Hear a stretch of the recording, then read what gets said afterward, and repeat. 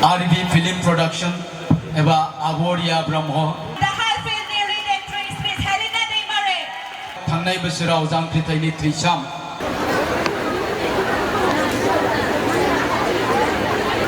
Lensar? Hello. Elena? Hello, check. Hello. Nay. Rising Raboy ba kay ko na ko.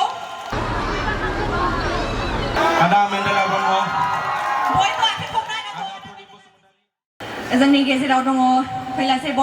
borgoyari sir. Ang sarko ang request खालामो बे सावथुनखौ बेखेवनो थाखाय आरो फंनैसो गावनिफ्राय बिबुंथि लाखिनो थाखाय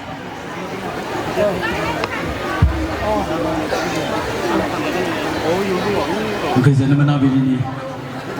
बयनिसिमबो खुलुमनाय बावहरबाय गोलाव बाथ्रा बुंनो सानाखै नोंथांमोना दहायनिफ्रायनो नेनानै दं दा जियानो जा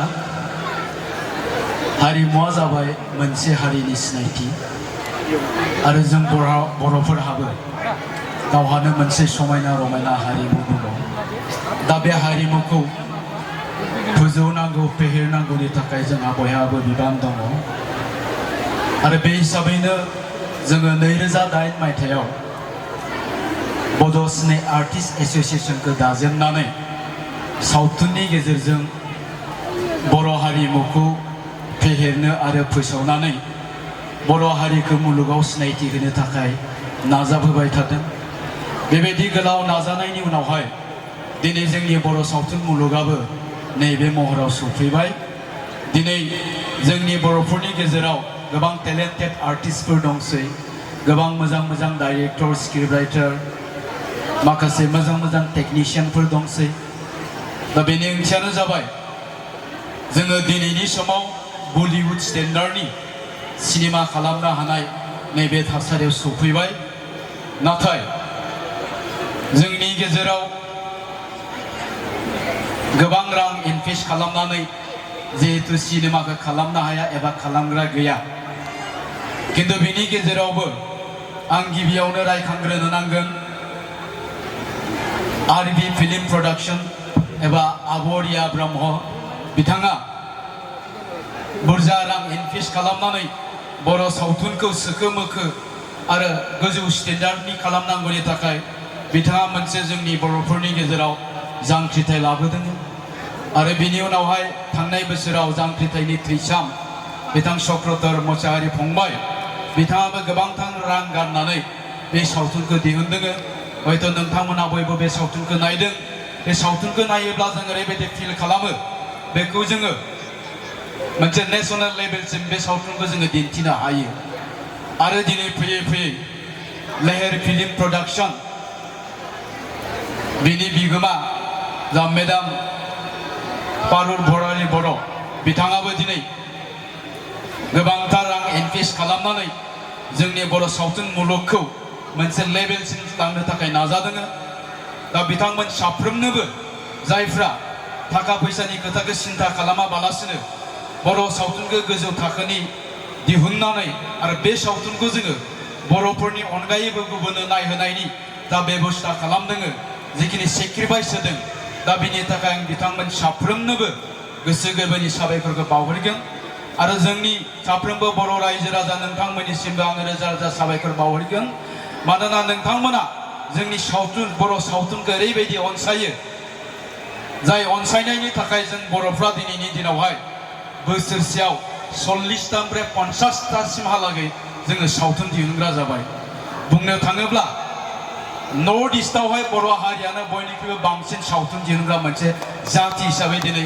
हिस्ट्रियाव लिरनानै दोनजादों दा जोंनि मावनांगौआ खालि नैबेल' दङ जोङो बे सावथुनखौ दिनै दाहाल सावथुना जेरैबायदि जागोन जोङो एसे नायखांखाबाय आंनिफ्राय बेखौ नायनानै आं ओरैबायदि आसा खालामदों हयथ' बे सावथुना नेसनेलनि अनगायै इन्टारनेसनेल लेभेलसिमबो मोनहैनो नांगौ आरो बेबायदि जायोब्लासो जोंनि बे बर' सावथुनखौ गाबोन बांलादेशआव नायोब्लासो थाइलेण्डआव नायोब्लासो पाकिस्तानाव नायोब्लासो जोंनि बर'नि हारिमुआबो फोसावजागोन आरो जोंनि बर'नि हारिमुआ जेब्ला फोसावजागोन अब्लानो जोंनि हारियाबो बे बुहुमाव सिनायथि जागोन दा बेखायनो जायफोर बर' सुबुंफ्रा बे बर' सावथुनखौ अनसायनानै जोंनि बर' हारिमुखौ नैबे लेभेलसिम सौफैबाय साफ्रोमबो बर' हारिनिसिम आंनि गोसो गोरबोनि खुलुमनायखौ बावहरबाय आरो लेहार प्रडाक्शन फिल्म प्रडाक्शन बायदेव भारुल भरारि बर' बिथांनोबो दिसानि जानानै आंनि गोसो गोरबोनि खुलुमनाय आरो साबायखरखौ बावहरबाय बिथाङा दिनै जोंनि बर' सावथुन मुलुगखौ मोनसे लेभेलसिम लांनो थाखाय नाजानायनि थाखाय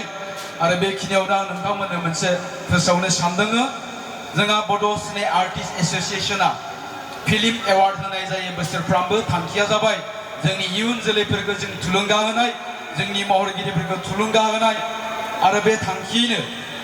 फैगौ नभेम्बरनि गेजेराव जोंनि 10थि फिल्म एवार्ड बियो जागोन गुवाहाटीनि शंकरदेव कलाक्षेत्र बे हाबाफारियाव बलिउडनि मुंदांखा फावखुंगुर जेकि श्रफआबो बाहागो लागोन दा बेखायनो सम मोनोब्ला नोंथांमोनखौ नायनो थाखाय आं खावलायगोन आरो बे हाबाफारिखौ मावफुंनायनि थाखाय बिटिसि गभर्नमेन्ट एबा जोंनि बिटिसिनि मानगोनां सीएम बिथां प्रमद बर' बिथाङा गासैखौबो बानस'दों आसा खालामदों जेकि श्रफआ बे जोंनि 10थि बर' फिल्म एवार्डआव बाहागो लाफैनायनि उनावहाय जोंनि बर' सावथुन मुलुगाव मोनसे गोदान जुग फैगोन गोजोन्थों थेंक इउ बेजों लोगोसेनो आङो जोंनि दाहाल सावथुनखौ बेखेवना होनो थाखाय आवगायबाय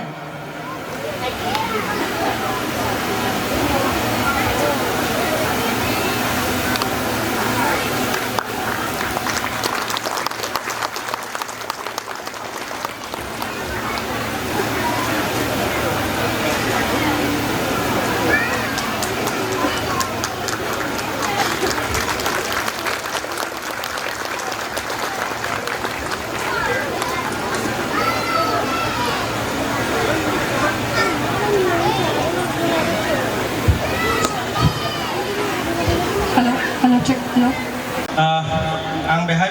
माइक्र'फन हमफिननायनि गुबै थांखिया जाबाय जोंनि नैबे दाहाल सावथुनाव फाव खालामनाय गासै आर्टिस्टफोरखौ आं नोंथांमोननि सिगाङाव सिनायथि होनो लादों एसेबो गोबाव खालामालासे आं आर्टिस्टफोरनि मुंखौ लानो सानबाय लिंसार बसुमतारी जाय नैबे सावथुननि लिड रलखौ लादों लिंसार बसुमतारी बिथाङा स्टेजसिम फैनांगौ हेलिना दैमारी फिमेल लिड रलखौ लादों बिथाङा हेलिना दैमारी बिग्राय ब्रह्म बिथाङा नैबे सावथुनाव गोग्गोम मोनसे फाव खालामदों दसे नुनो मोनगोन नोंथांमोना लिंसार हेलिना बिग्राय स्टेजाव फैनांगौ लोगोसे दङ जोंनि नैबे सावथुनाव फाव खालामनाय जोंनि गोग्गोम फेस्ला फावखुंगुर मेन्देला ब्रह्म सिम्बुल ब्रह्म प्रदीप बसुमतारी कमलेश्वर ब्रह्म रिजुमनि स्वर्गियारी जेसास खेरखातारी कांचन ब्रह्म बिथांमोन गासैखौबो जोंनि जौस्राङाव फैनो थाखाय आङो गुरै खावलायहरनाय जाबाय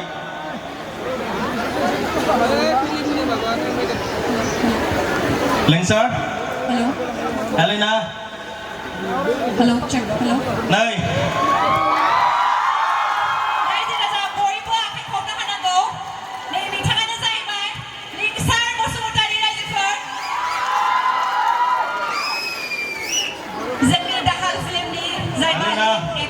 बिग्राय प्रदीप बसुमतारी कमलेश्वर ब्रह्म रिजुमनि स्वर्गियारी जेसास खेरखातारी कांचन ब्रह्म बिथांमोनखौ आं जौस्राङाव फैनो थाखाय गुरै खावलायहरनाय जाबाय आदा मेन्देला ब्रह्म आदा प्रदीप बसुमतारी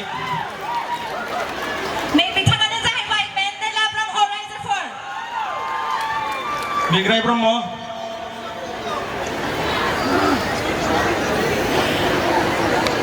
जोंनि दाहाल फिल्मनि लिड एक्ट्रेस बयबो सिनायजानाय बयबो मिथिनाय मिस हेलिना दैमारी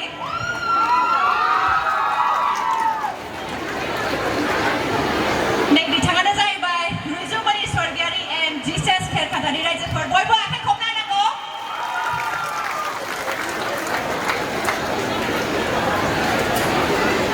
I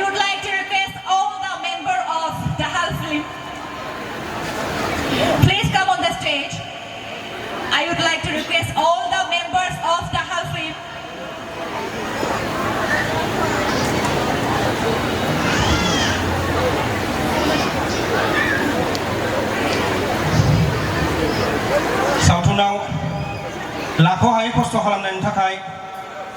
नोंथांमोननिसिम रोजा रोजा साबायखर बावनाय थाबाय माब्लाबा समाव बोरैबा खायलें रावफोर बुंफ्लांदोंबा बेनि थाखाय निमाहा बिनाय थाबाय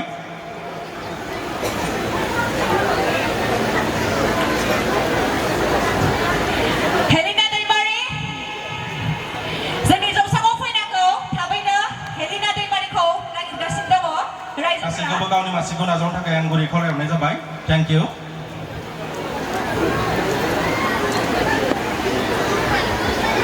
लोगोसे आङो आदा पंकज चाइल्ड आर्टिस्टफोरखौबो आङो लेंहरनो थाखाय गुरैनो खावलायहरनाय जाबाय मिस्टार बिग्राय Brahma another lead actor of the Hal film Mr. Bigray Brahma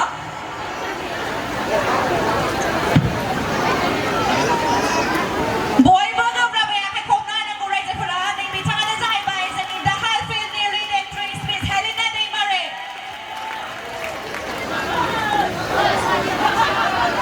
साबायखर बिनानाव मासि नाजावनो हासिगौ थेंक इउ दानिया नैबे समाव जोंनि दाहाल सावथुनाव फाव खालामनाय गथ'साफोरखौ आं नोंथांमोननि सिगाङाव सिनायथि होनो सानदों बे सावथुनाव जोंनि बे सावथुननि प्रडिउसार मेमनि फिसाज्ला उन्दैयाबो फाव खालामदों बिथांनि मुंखौ आं लानो सानदों दृष्टान बर' प्लिज काम आप द स्टेज हाम्फु बर' रिसा रानी बर' बिश्वजित बसुमतारी नेरसोन नार्जारी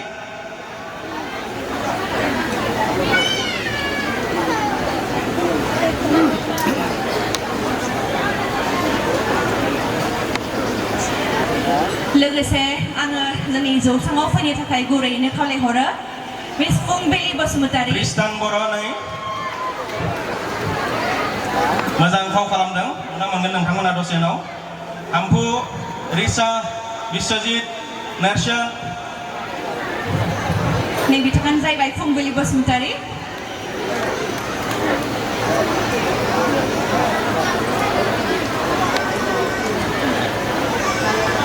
এয়া হৈছে আমাৰ কণ কণ শিশু শিল্পী যিয়ে আমাৰ দাহাল ফিল্মত তেখেতসকল এক্টিং কৰিছিলে আৰু এয়া হৈছে আমাৰ দৃষ্টান বড়ো যাক আমি সকলোৱে প্ৰিন্স বুলি জানো ঠিক আছে আমি কেৰেক্টাৰটো এতিয়াই নকওঁ আমি ফিল্মখন চালে আমি গম পাম যে তেওঁ কি কেৰেক্টাৰত আছিল নহয়নে সকলোৱে হাত চাপৰি দিব লাগে হাত চাপৰি আমাৰ শিশু শিল্পীসকললৈ এয়া দৃষ্টান বড়ো আৰু ৰিচা বড়ো আৰু হাম্ফু বড়ো ৰিচা বড়ো এণ্ড হাম্ফু বড়ো এণ্ড দৃষ্টান বড়োनि थाखाय बयबो आखाइ खबना होनांगौ रायजोफोरा आरो लोगोसे जोंनि गेजेराव दङ फुंबिलि बसुमतारी जों बयबो सिनाय मोनखायो जोंनि सासे बिराद मोजां टेलेन्टेड बिथां सिंगारबो आरो एक्ट्रेसबो लोगोसेनो आं लेंहरनो सानदों बिथां कमलेश्वर बसुमतारी बिथाङा जोंनिसिम सफैनो हाबाय बिथांखौ आङो स्टेजसिम गुरैयै लेंहरनाय जाबाय नोंथाङा स्टेजसिम फैनांगौ बिग्राय ब्रह्म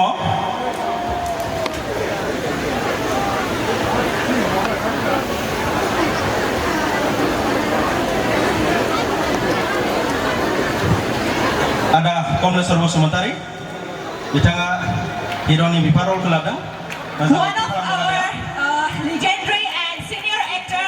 बिथां कमलेश्वर बसुमतारी बयबो आखाइ खबना होनांगौ जोङो गोदोनिफ्रायनो बिथांनि एलबाम फिल्म एबा बिथांनि एक्टिंखौ जोङो नुनो मोनदों जोंनि सिनियर एक्टर बिथाङा थेंक इउ सार बे समाव आरोबाव आङो बे सावथुननिनो आर्टिस्टफोरनि मुं लानो सानदों जयसिं बसुमतारी बिपुल बसुमतारी ज्योतिष दैमारी अन्जन बर' पुबनि नार्जारी हरेन उजिर बिथां गासैखौबो जोंनि जौसाङाव फैनो थाखाय गुरैयैनो खावलायहरनाय जाबाय बिग्राय ब्रह्मआ फैदोंब्ला बेहाय नुजाथिफैनांगौ बिग्राय Brahma Ladies and gentlemen, Bigray Brahma, one of the lead actor of our Dahal film. Mr. Bigray Brahma बयबो आखाइ खबना होनांगौ रायजोफोरा बिथाङानो जाहैबाय Mr. Bigray Brahma Ada Hore Nazir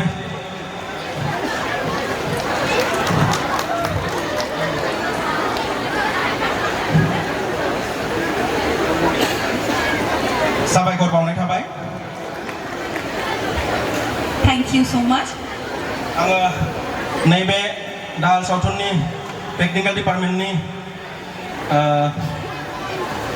आर्टिस्टफोरखौ आं सिनायथि होनो सानदों Arup Gayari DOP editor colourist makeup artist Jagat बर' जुलि ब्रह्म मिउजिक डाइरेक्टर हिरनाया VFX बिपुलेन बिजु पलियन एम्बियन सोरां ब्रह्म जयन ब्रह्म विकास Ladies and बिथाङा जाबाय gentlemen अरुप गयारी बिथाङानो जाबाय अरुप गयारी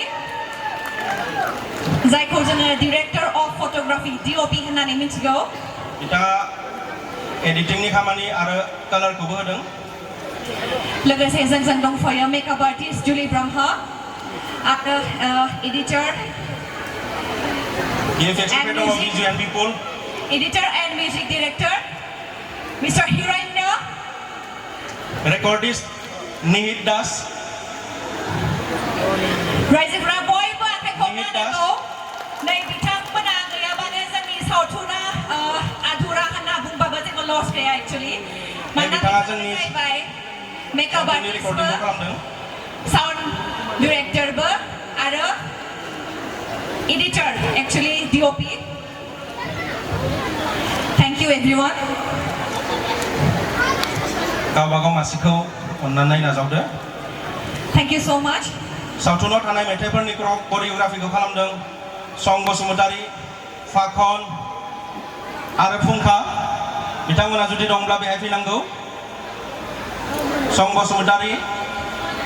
फाखन फुंखा जोंनि दाहाल फिल्माव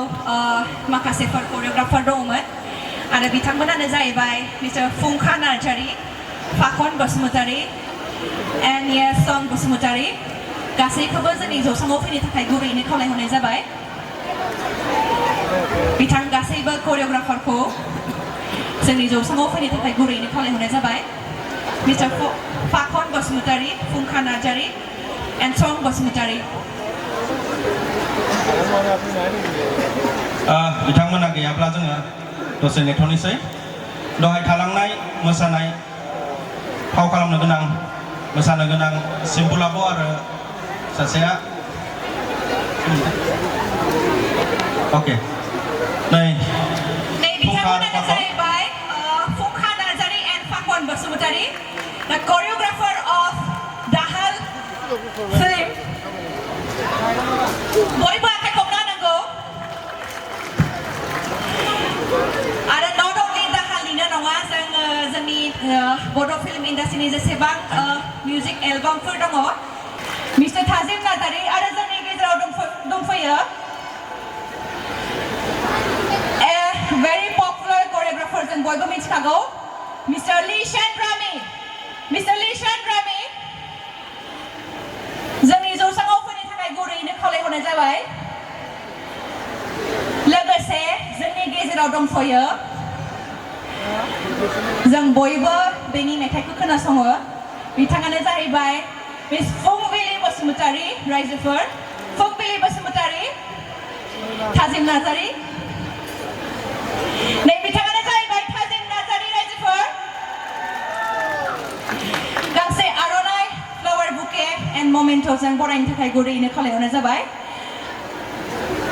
जोंनि जौसाङाव आङो फैनो थाखाय गुरैनो खावलायहरगोन मिस फुंबिलि Basumatary a very good singer of Bodo film industry नै बिथाङानो जाहैबाय लिशान रामी आरो बिथाङा जाहैबाय राजेश बर' आरो अन्जय बर' sorry Anjay Bodo' Kasari a very good choreographer जोंनि गेजेराव दंफैयो जाखांफुनाय सासे एक्टर सुरजित देउरि बिथांखौबो आङो जोंनि साइनासालियाव फैनो थाखाय गुरै खावलायनाय जाबाय। Hello hello check hello Michael बर'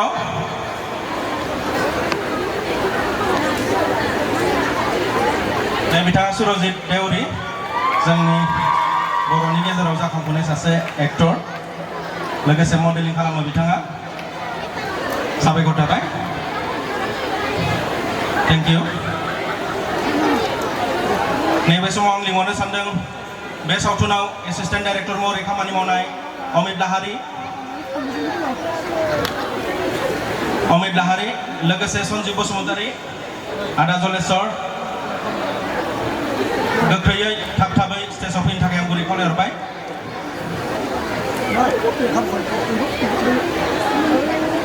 अमित लाहारी सन्जीब बसुमतारी कृष्ण बर' सन्जीब दैमारी सरि कृष्ण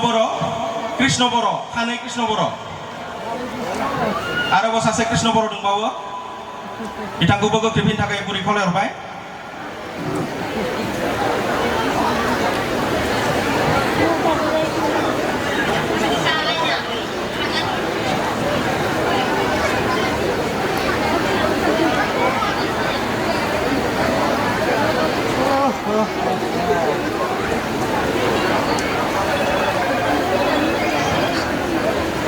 साबायखर बयनिसिमबो उननि खामानिफोरखौ प्रग्रामफोरखौ सामलायलांनो थाखाय आङो प्रियंकाखौ खावलायहरबाय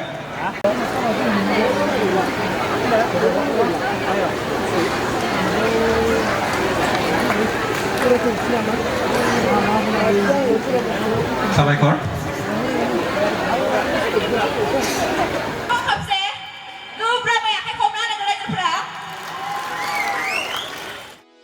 भिडिअखौ नायनायनि थाखाय साबायखर गोजोन्थों